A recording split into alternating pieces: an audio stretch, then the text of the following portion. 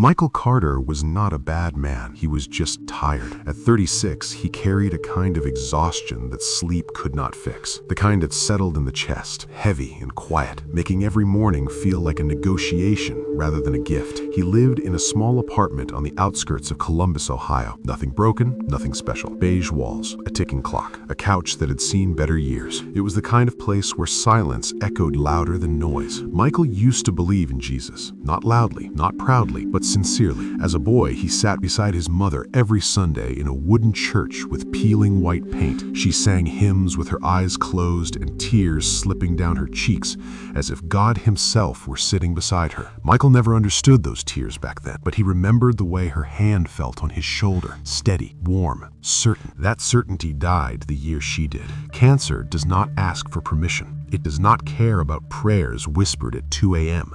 It does not stop just because someone is good. Michael was 24 when he stood beside her hospital bed, holding a hand that no longer had strength to squeeze back. He prayed that night harder than he ever had before. He promised God everything, his future, his plans, his obedience, if only she would live. She didn't, and something inside Michael quietly shut down after that. He didn't scream at God. He didn't curse him. He simply stopped expecting anything. Faith, for him, became like an old photo, something that once meant a lot, now tucked away because looking at it hurt too much. Years passed. Life moved on without asking if he was ready. Michael worked as a warehouse supervisor. Long hours, short breaks. He was respected but not known, friendly but distant. He smiled when required and stayed silent when it mattered. People described him as strong, but no one noticed that strength was just another word for numbness. Then came the night everything collapsed. It was a Tuesday, ordinary, forgettable, until the phone rang. His younger sister, Emily, had been driving home from her nursing shift when a drunk driver ran a red light. The doctor spoke calmly, professionally, as if reading weather statistics. Severe trauma, internal bleeding. They did everything they could. They always say that. Michael sat on the edge of his bed after the call ended, staring at the floor. No tears came, just a deep, hollow pressure behind his ribs, like his body already knew what his mind was refusing to accept. At the hospital, the machines beeped softly, rhythmically, mocking almost.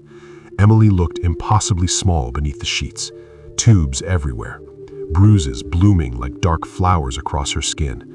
Michael held her hand and waited for the anger to come. It didn't. Instead, he felt something worse, abandonment, not by people, by God. He didn't pray that night. He didn't beg. He didn't promise anything.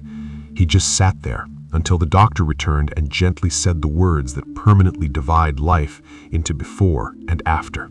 "I'm sorry." The funeral was rain-soaked and quiet. Michael stood alone, hands in his coat pockets, listening to verses he once believed now feel distant and unreal. "The Lord is close to the brokenhearted," the pastor said. Michael almost laughed. Close? Where was he? That night, back in his apartment, Michael finally broke. He didn't sob loudly. He slid down the wall and sat on the floor, forehead pressed against cold paint, breath shaking like it didn't belong to him. "If you're real," he whispered, not angry, not demanding, just empty. "If you ever cared, why do you keep taking everyone I love?" There was no voice, no warmth, no sign, just silence. Days turned into weeks. Michael stopped going to work regularly, stopped answering calls. Food lost its taste. Time lost its shape. Some mornings he stayed in bed, staring at the ceiling, wondering how a heart could keep beating when it clearly had nothing left to live for. One evening, as the sun dipped low and painted the room in dull orange light, Michael found a dusty box at the back of his closet. He didn't remember putting it there. Inside were old things. His mother's Bible, corners worn soft, pages filled with underlines and handwritten notes. He opened it randomly. The page fell open to a verse underlined twice, ink faded but firm. "My grace is sufficient for you, for my power is made perfect in weakness." Michael stared at the words for a long time. Something tight formed in his throat. Not belief, not hope, just a question. What if God hadn't left, but waited? He closed the Bible gently, unsure why his hands were trembling. For the first time in years, the silence in the room felt different. Not comforting, not cruel, just expectant.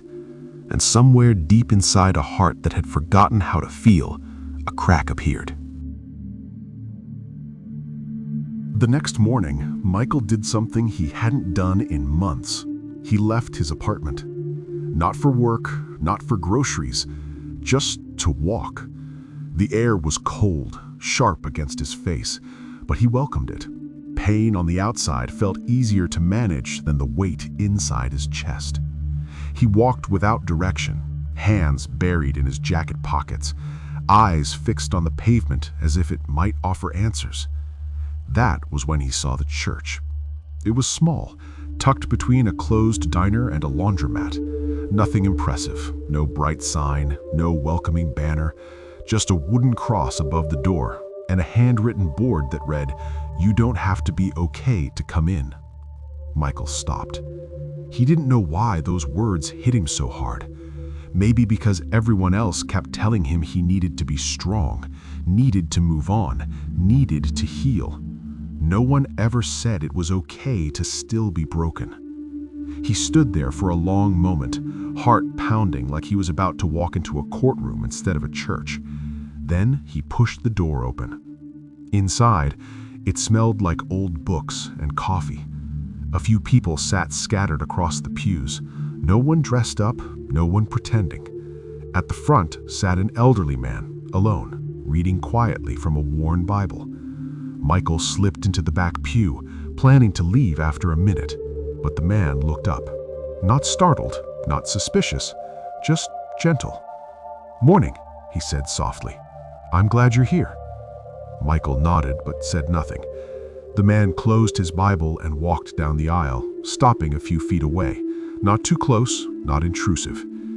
"You don't look like someone who needs a sermon," he said. "You look like someone who's tired."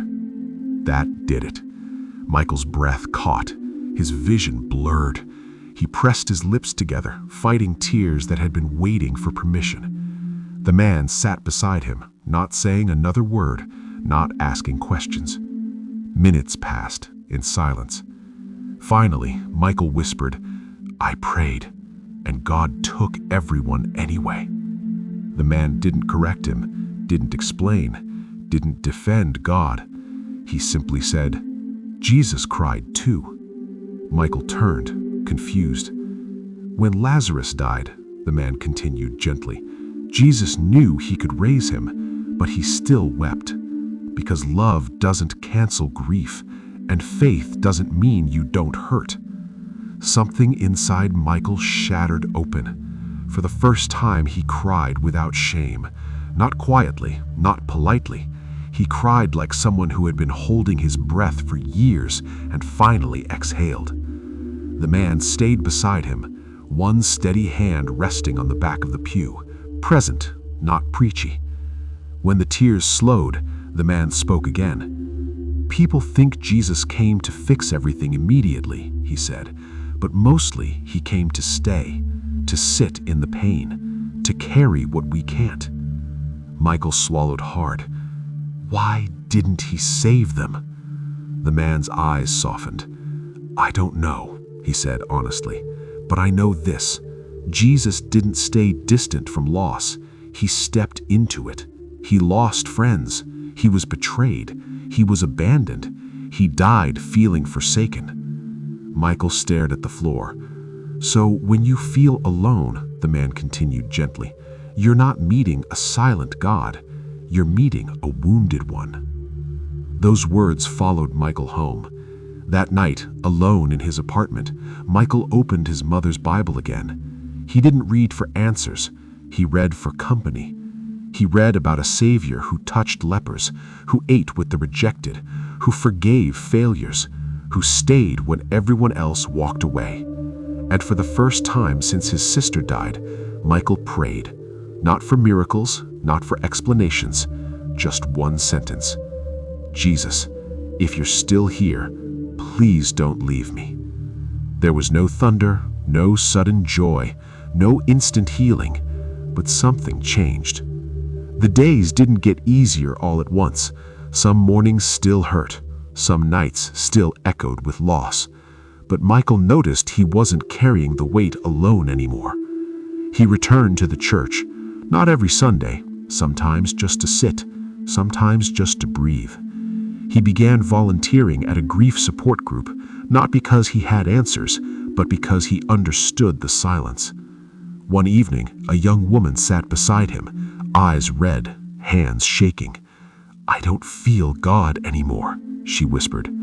Michael looked at her and said something he never thought he'd believe. "Sometimes," he said quietly, "faith isn't feeling God, it's letting Him feel you." Years later, Michael would still miss his mother, still miss his sister. Grief never fully disappears. It changes shape, softens at the edges. But hope returned. Not the loud, naive kind, the quiet kind, the kind that survives storms. Michael learned something important. Jesus does not promise a pain-free life. He promises presence.